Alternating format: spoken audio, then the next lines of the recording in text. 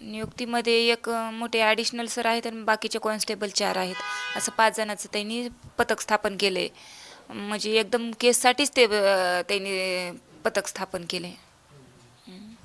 जे काही हालचाली तुम्ही ऐकतायत किंवा पाहतायत आपल्या परळीमध्ये वगैरे, ते पथक कंटिन्यूमध्ये फिरतंय, तपासात यंत्रणा तपास त्या पद्धतीनं घेताय शोध असं वाटतंय? मला तर का नाही, जोपर्यंत आरोपी अटक होत नाही तोपर्यंत प्रशासनावर विश्वासच नाही. कारण माझ्या नवऱ्याची 15 महिने झालं त्यांनी केस दाबलेली होती. आता काहीतरी वाचा फोडलेली आहे. मग ज्यावेळेस आरोपी अटक होतील त्यावेळेस प्रशासनानं आपली मदत केली म्हणून त्यांचा आम्ही सन्मान करू. खरं तर सुरेश धसांनी हे प्रकरण उचललं किंवा त्या मायमाऊलीला आम्ही उपोषण देखील करू देण्याची वेळ तिथपर्यंत येणार नाही. त्यानंतर कधी चर्चा वगैरे झाली सुरेश धसांची? नाही, चर्चा तर नाही झाली, तर पण आम्ही त्यांच्या भेटीला जाणार आहोत.